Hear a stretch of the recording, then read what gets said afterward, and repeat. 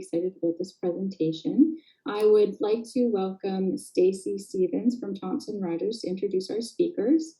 Just so everyone is aware, following the conference, the webinars will be posted to be rewatched at a later time. You'll just access them from the agenda where you joined this meeting. So welcome, Stacey Stevens.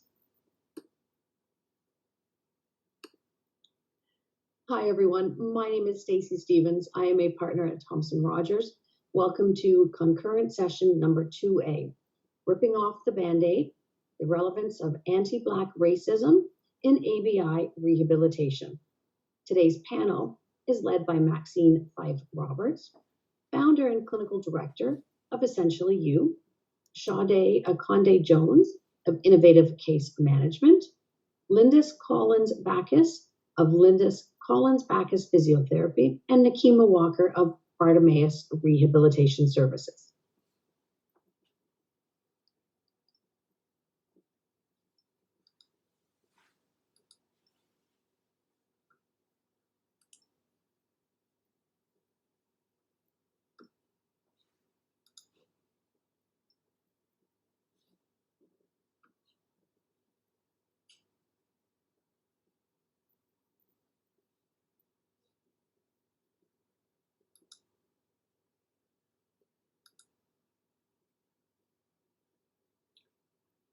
Good morning, everyone. It's so lovely to see you. Thank you for joining us, albeit virtually. Looking forward to getting back to in-person conferences, hopefully next year, fingers crossed. But we'll make the most of the virtual platform for today. Thank you, Stacey, for that introduction.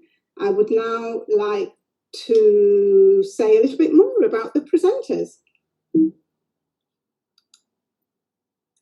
But before we do that, I would like to hand the floor over to Nakema for an acknowledgement. Thank you, Nakema. Over to you. Thank you, Maxine. Hello, everyone.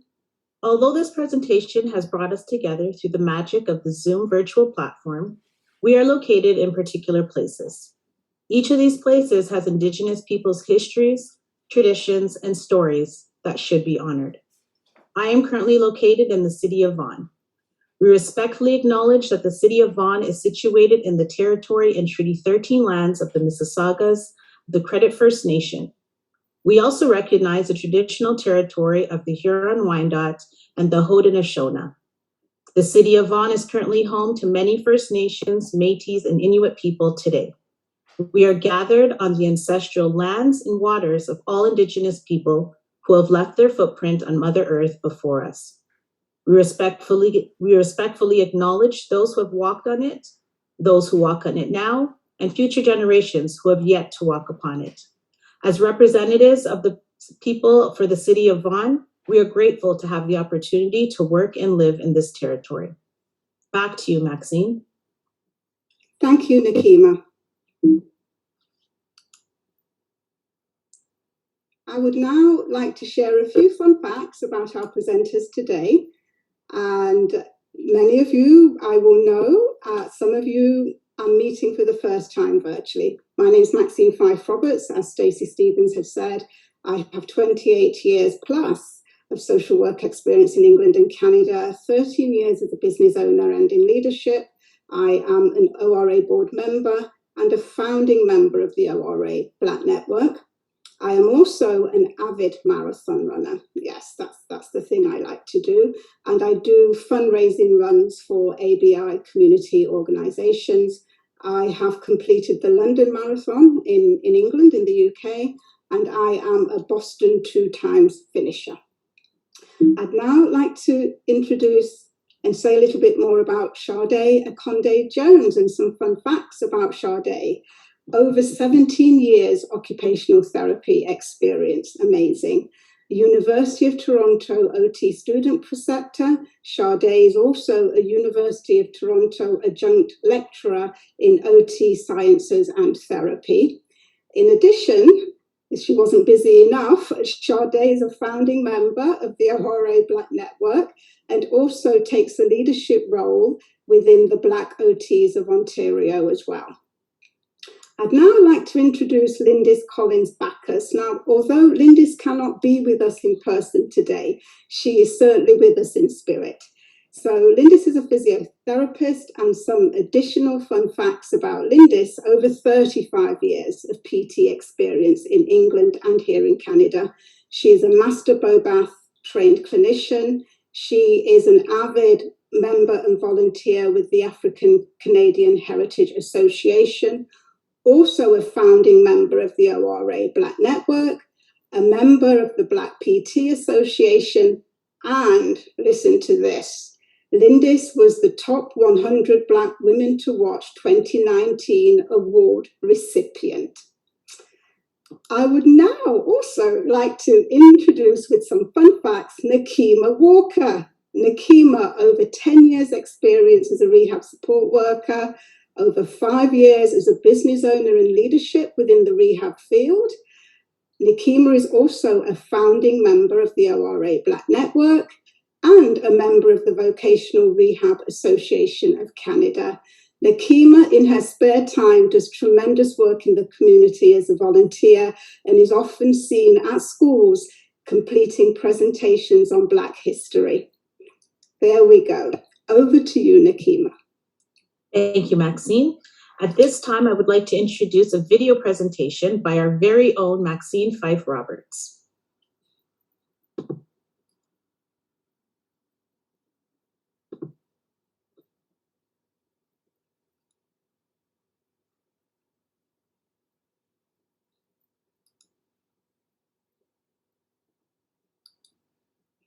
In speaking with you today, I'm actually taking a huge risk by stepping out of my comfort zone and allowing myself to be vulnerable.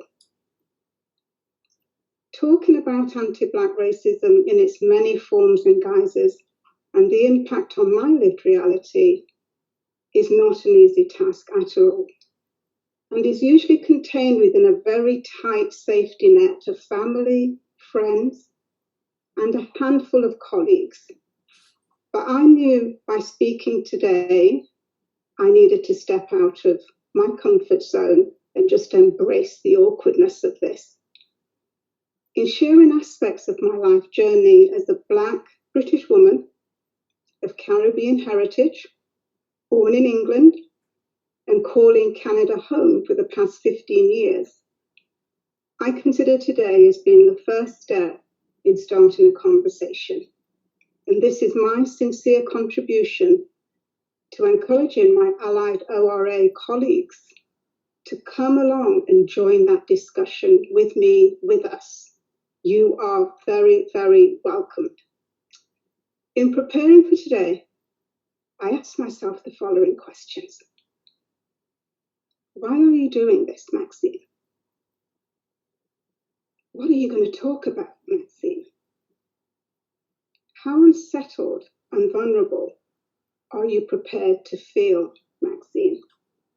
And it was actually that last question that had me saying out loud, George Floyd lost his life, Maxine. Just get on with it. When I reflect on anti-Black racism, it has impacted my life from the day I was born. There's no doubt about that, no hesitation, unequivocally. And I was born in Nottingham, England. Needless to say, part of the challenge faced with speaking today was actually determining which experiences to share. This is in part because there have been so many. To be quite frank, there's just been so many. So which experiences should I share? And how do I make those experiences relatable? I eventually narrowed it down to 2 experiences, one from my formative childhood years in England, and one experience which I have encountered here in Canada as a Black female Canadian business owner in the MBA sector. Oh yes, as diverse, embracing, wonderful and progressive thinking Canada is. And just for the record, I do have to make this very clear. I absolutely adore living in Canada. I have no intention of moving back to England.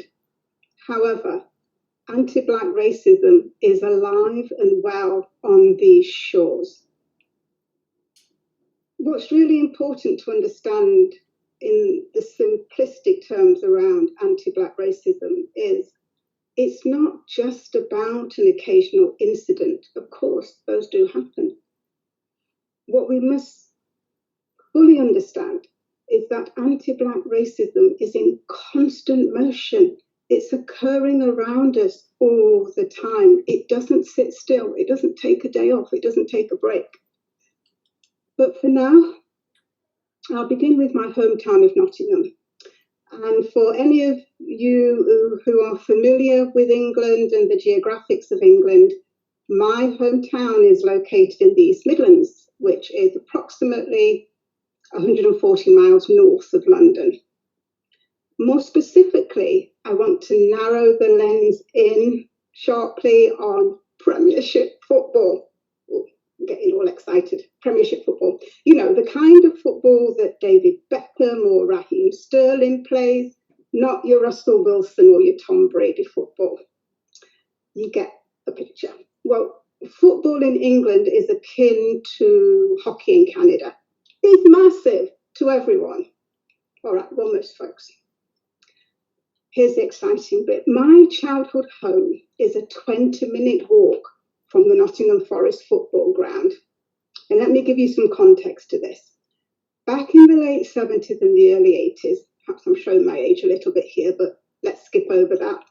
Nottingham Forest Football Club was at the top of the Premier League. Is anybody as excited as... Anyway, just to put that again into some context, to be at the top of the Premier League, if anybody follows Premiership football, it's the same status that current teams like Liverpool FC and Manchester City FC have. Can you just imagine the excitement in my hometown and where we lived 20 minutes away from the football ground? It would be like having the Toronto Maple Leafs just playing down the road from your home. Just incredible, absolutely incredible. Match day was typically on a Saturday. And from our home, we could hear the roars, the chanting, the booing, the singing, the clapping. You name it, we could hear it. However, my siblings and I were not allowed out of our home under no circumstances on match day afternoon or evening. And I'll tell you why. This is because football grounds in England back then and football matches were not only this great place of collective pride for the team that you were supporting, but on the deeper, darker, negative side of things, these places, football grounds and football matches, were the breeding ground for the National Front. The National Front is a far-right fascist organisation that gained significant traction during the 70s and 80s in England. It was common practice for National Front football fans, led by skinheads wearing Dr. Martin boots, to roam the streets after a match like a pack of wolves, looking for black and brown people to violently attack, harm, and injure. These violent actions were often framed within the generalised narrative of hooliganism. But for black and brown people in England, we knew our personal safety and our lives were on the line if we ever encountered members of the National Front, let alone a pack of wolves, the National Front. Hence, although my family were massive Nottingham Forest supporters, massive, so proud, my brothers even knew a couple of the players personally. And those same players would say to my brothers, not in malice or anything of that nature, but more in a concerned, protective manner, they'd say to my brothers, it simply isn't worth getting your head kicked in. So as much as we were massive Nottingham Forest football fans, we were excluded. We could only support our team from the margins. Fast forward to today. My husband and I and our two daughters were now massive Toronto FC fans, BMO Field. And under normal circumstances, this is a great source of enjoyment for us when we go to games. But once the game is over and we're preparing to leave the ground, my anxiety level soars through the roof astronomically. I'm unsettled, I'm anxious, I'm fearful as we're navigating the exit. I feel very vulnerable, I feel unsafe, because my husband and I know, having grown up in England in the 70s and 80s, the situation can change in a split second. And that sense that we could be subjected to a violent attack is forever present. It's just there. As mentioned earlier, and again, I can't emphasize this enough, how important this is to understand. Anti-Black racism is in constant motion, and it's happening around us all the time. The next experience I'll share with you today pulls together the intersectionality of my country of birth, which is England, my racial identity, which is Black, and the challenging impact of stereotypical racialized assumptions.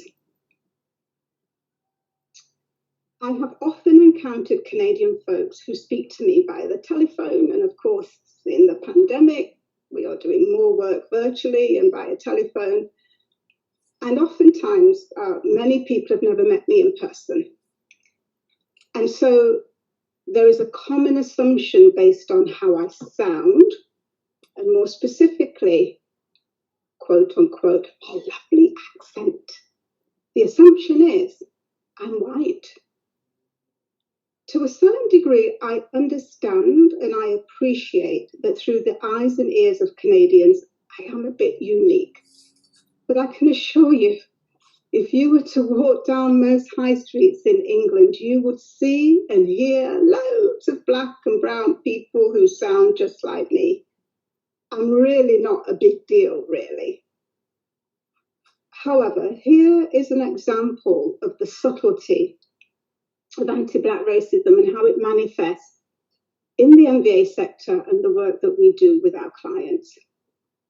Let me preface this first by saying this situation I'm about to share is by no means a daily occurrence. No, does it happen every day? No.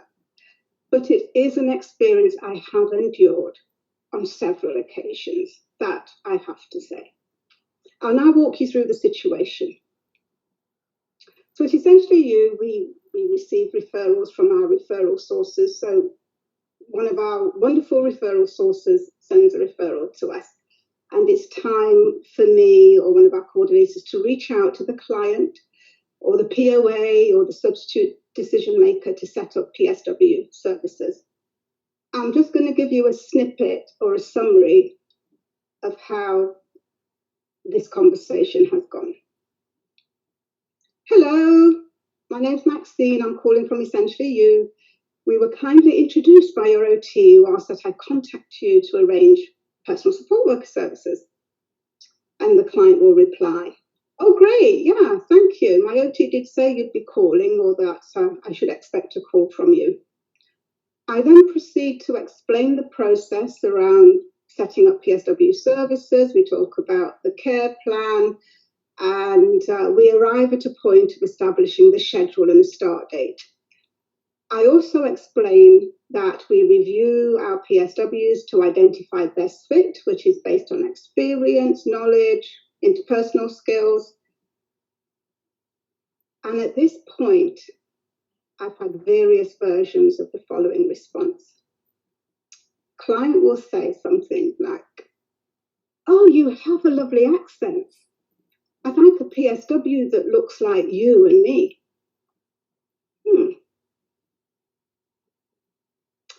To which I respond, what I consider to be one of the positive things about Essentially You is that we are a culturally diverse team and we are a very dedicated and committed team to the work that we do with our clients.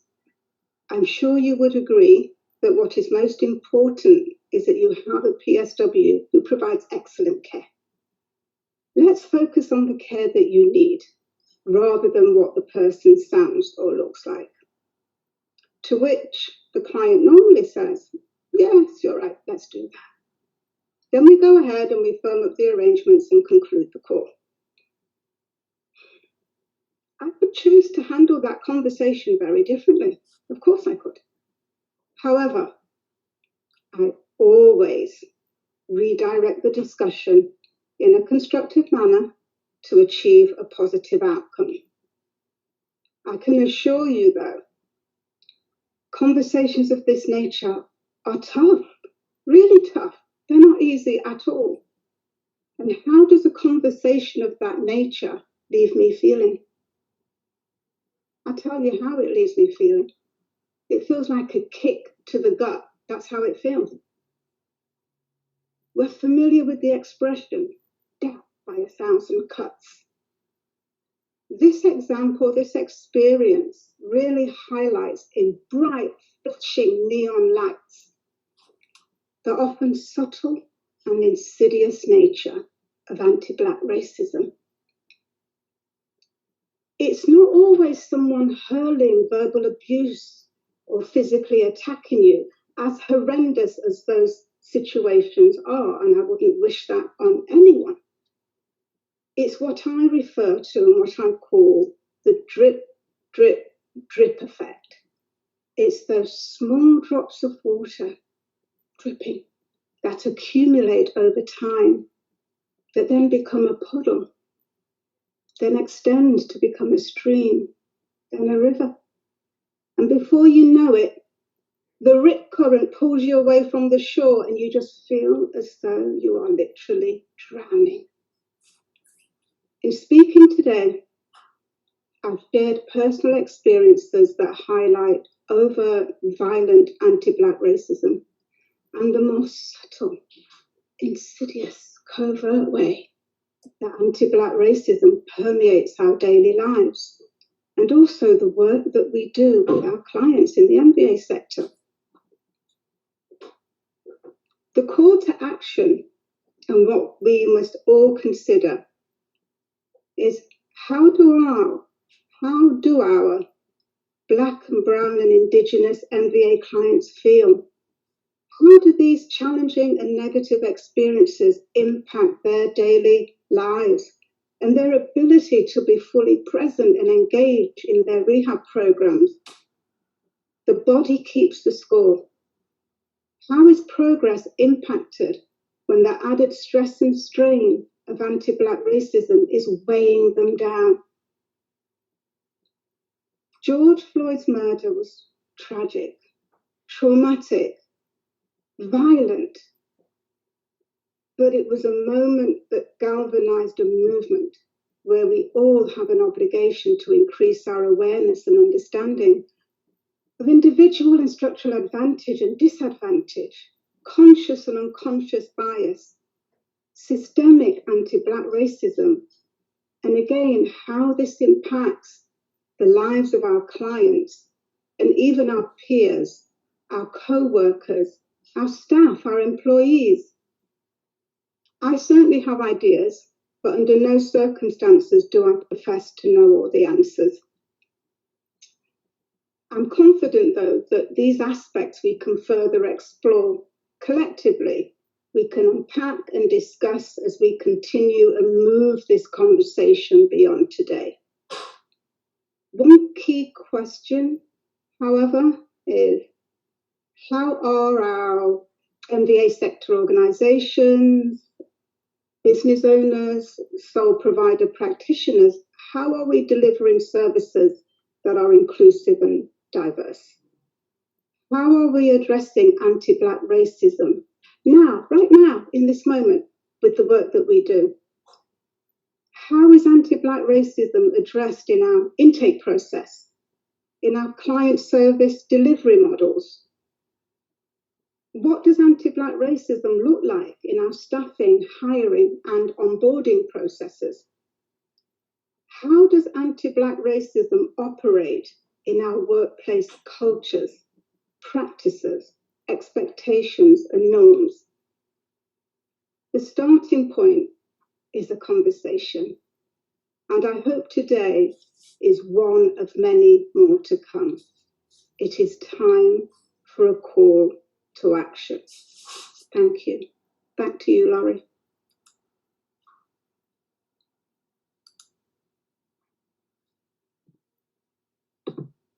Wow, powerful video, Maxine. Thank you.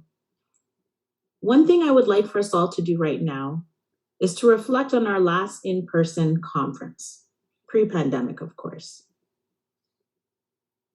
Visualize scanning the room. Take note of who's represented in that space. This should prompt us all to think about anti-Black racism through a diversity and inclusion lens. There's a wonderful quote by Liz Fosling which states, "Diversity is having a seat at the table. Inclusion is having a voice at the table. And belonging is having that voice be heard." I would now like to introduce a video presentation by our very own Lindis Collins-Bacchus.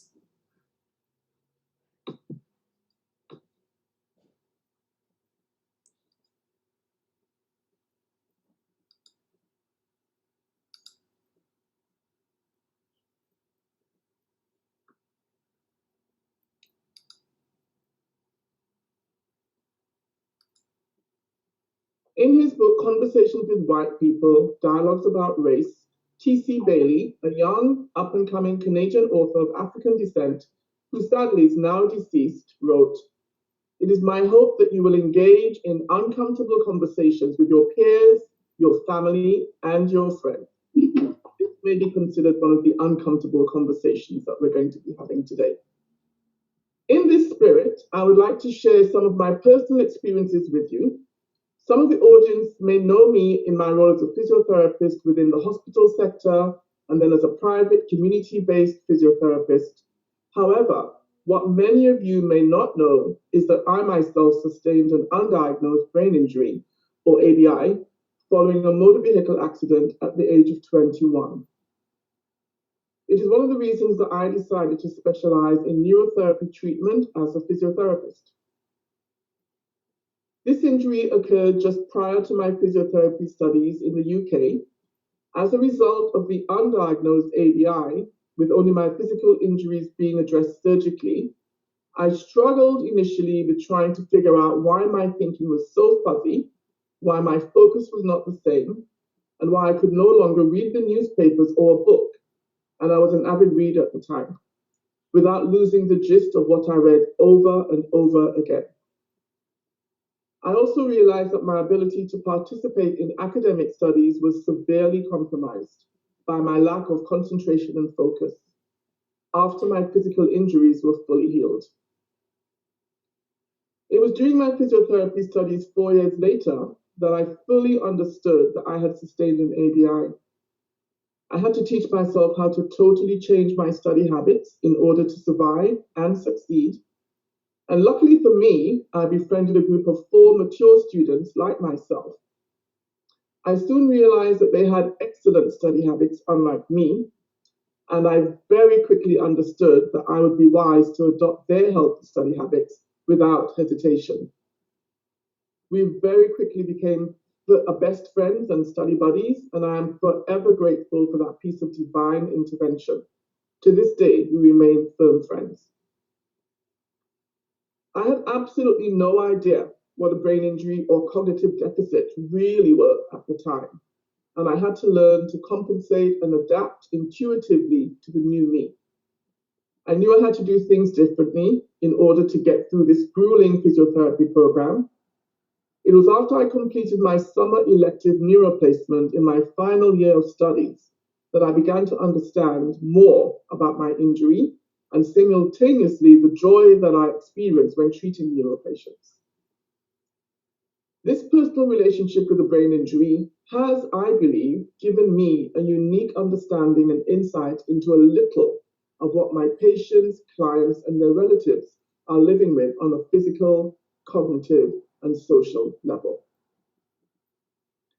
As well as my lived experience as a Black person, my lived experience as a Black person provides me with another personal perspective that I'm about to share with you today. Throughout this presentation, I would like to provide some anecdotes to highlight some of my experiences from the past and more recently that demonstrate what is considered as covert or overt examples of racism.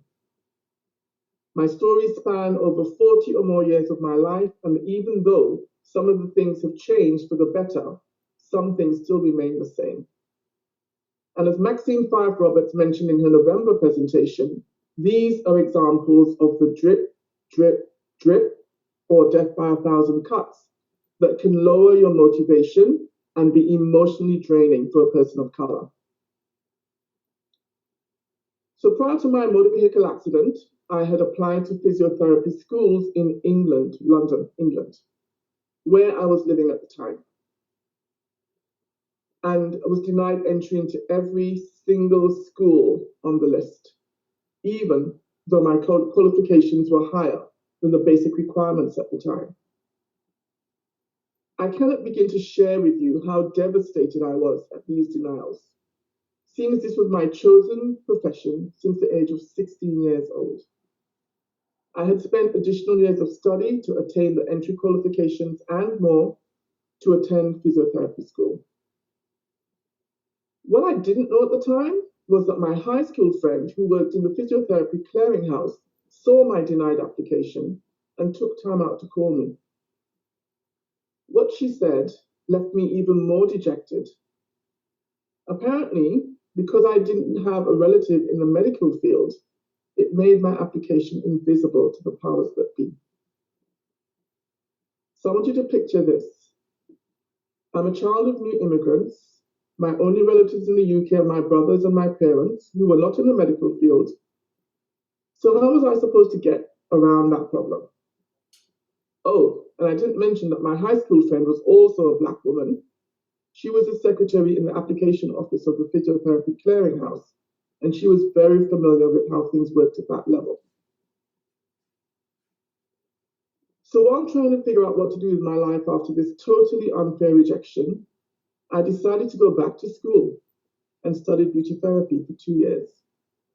I thoroughly enjoyed learning, among other things, how to do facials, manicures, pedicures, Swedish body massage, electrical beauty treatments, making beauty products, makeup application, and exercise prescription.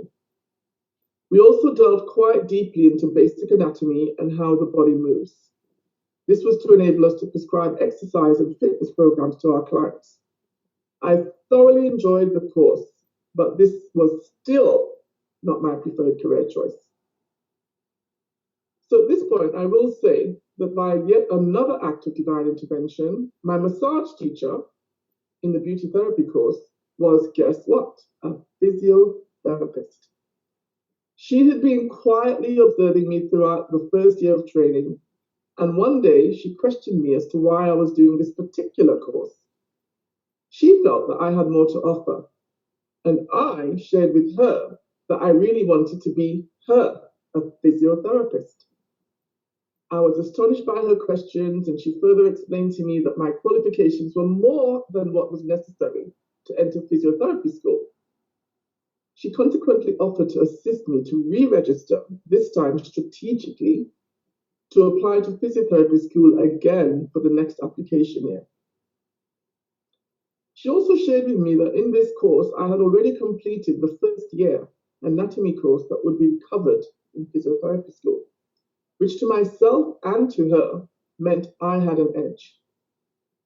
So with her assistance and mentorship, she directed me down a different path to get into PT school, a path I might add that I would never otherwise have known existed.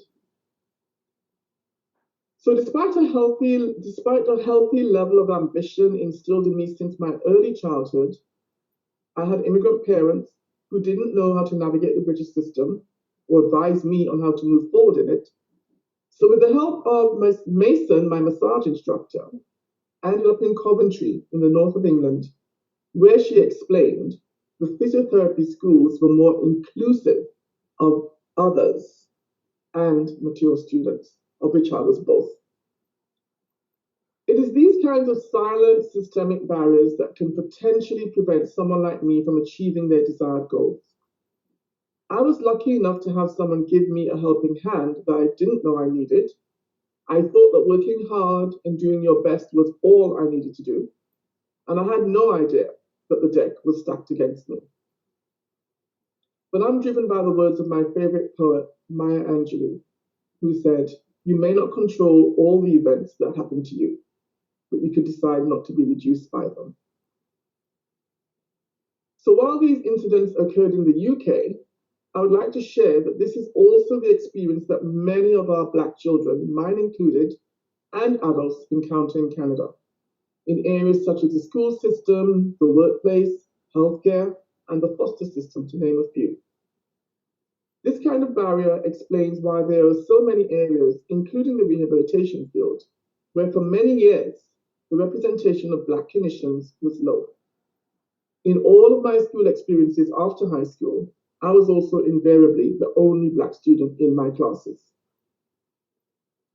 In the UK and Canada for many years, I was, as far as I knew, the only Black therapist in Geraldton, Northern Ontario, which is where I first relocated to in Canada, and then in the Toronto hospitals that I worked in, and later in private practice. Another example in the UK that was very troubling to me as a physiotherapy student was with a young woman, another mature student, whom I considered to be a friend. As a physiotherapy student, we would travel from Coventry to Bath to study and practice aquatherapy. We would carpool on alternate weeks in each of our vehicles with other students to reduce our fuel costs and for the company. On one of these aquatherapy days, a few of us carpooled to the baths, and on this occasion, my friend, who had spent several months making many awkward remarks that were very racially charged, commented on an African gentleman who was parked in a manner that blocked our way out of the parking lot. My friend asked me to inform this gentleman that he was blocking us and could he please move. Now that would have been okay, except that she then went on to say, "He is one of you." Apart from my obvious reaction to her statement, I knew that I was not being overreactive when one of my other white colleagues, not one, but the other white colleagues who were already seated in the car, looked as shocked as I did. They also knew it was just wrong. So moving through the world as a Black person comes with many experiences, some good, some not so good. And I can say today that my open curiosity and internal resiliency has forced me to examine how I choose to move in the world that is not predominantly Black. I should preface this by saying that I spent my first 8 years growing up in Trinidad in the West Indies, which along with a strong family legacy of hard work and ambition gave me an even stronger sense of self, even after I had my ABI injury later on in life. Another factor that gave me the drive was that in the Caribbean, I saw not only members of my own family, but other people of color in a variety of jobs and positions that in the UK or Canada were not traditionally thought to be accessible to people of color. For example, educators, medical professionals, lawmakers, politicians, business people, managers, authors, and the list goes on. I came to realize that this positive, formative experience provided me with the strength and motivation to achieve what was considered difficult for many of us in places like Canada and the UK. What is more important to grasp, though, is that living while Black forces you to understand how to navigate yourself in this world on a daily basis. We learn almost as if by osmosis or diffusion what is acceptable behavior to the non-Black majority. I would also like to share with you another short story of a more recent interaction with the police after my car ran off the road just outside Barrie, Ontario. This was one evening in inclement weather. I had called the tow truck to get me out of the ditch that I had slid into. I was getting regular updates on my phone regarding their ETA. A tow truck was hovering around when I looked up.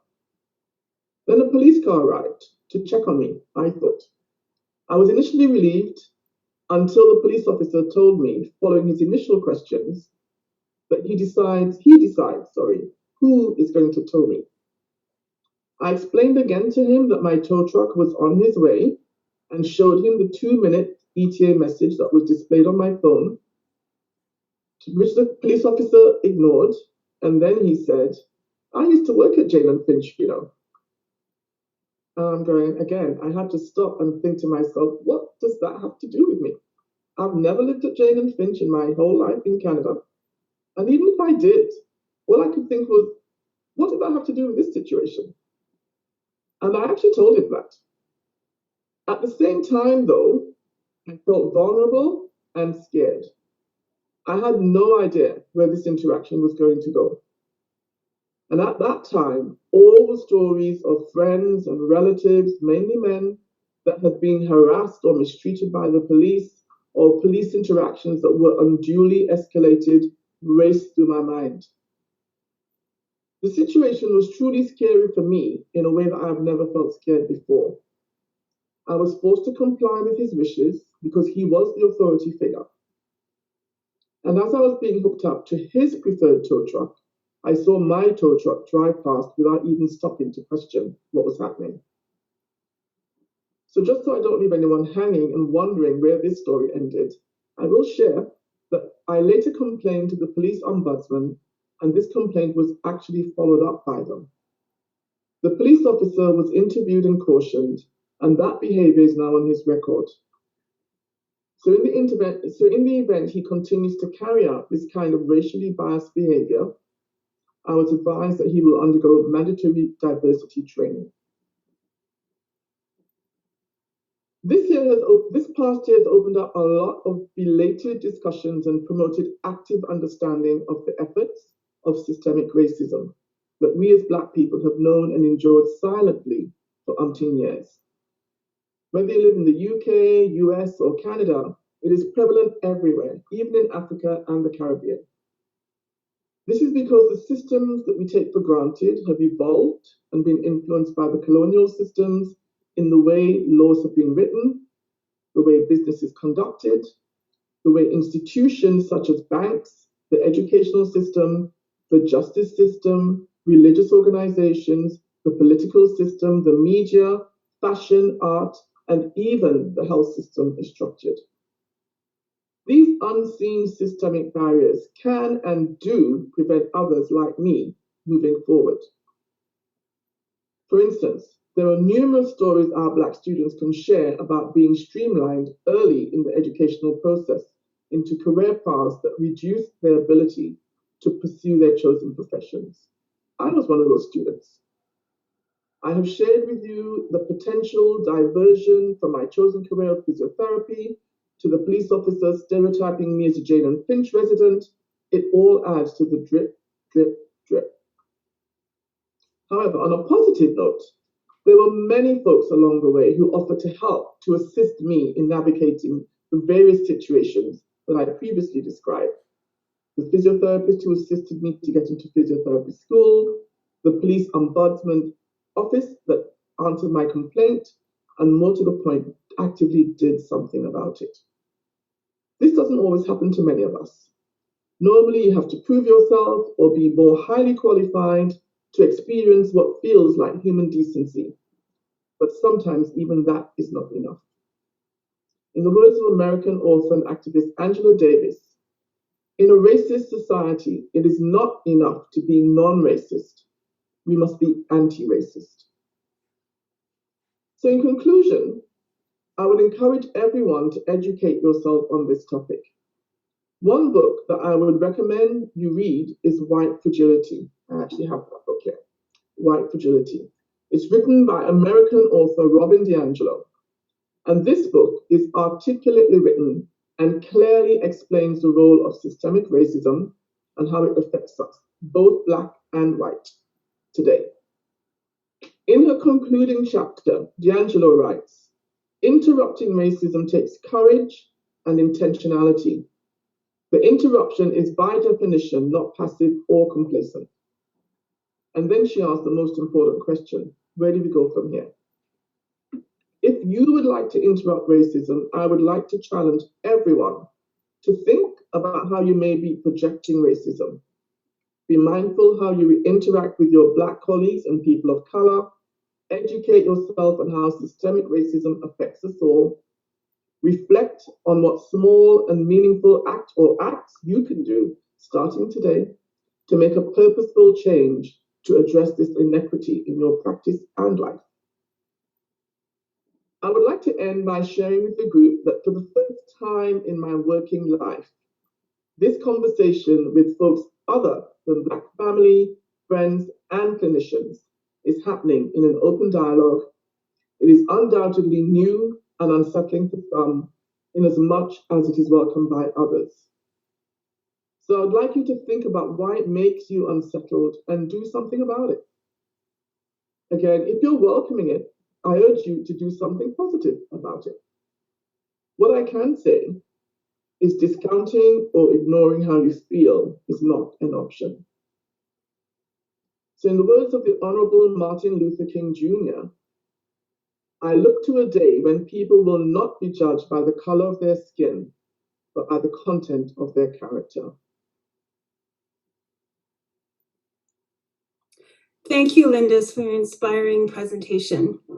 I will now take a few minutes to share the next steps of the ORA Black Network before concluding.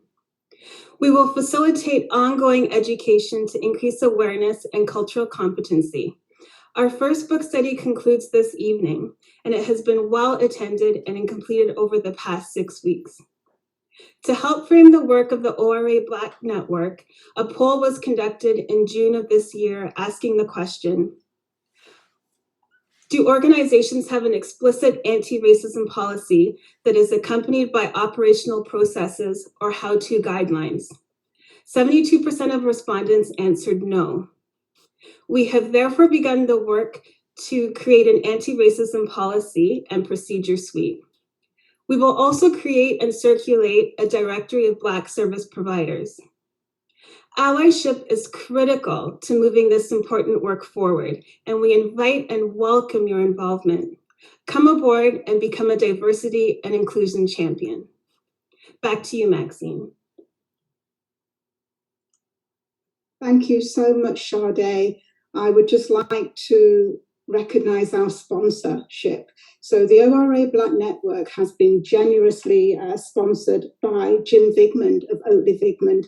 Thank you, Jim, for being an ally and for supporting us financially in getting the ORA Black Network up and running, and looking forward to your ongoing allyship as well with this important work.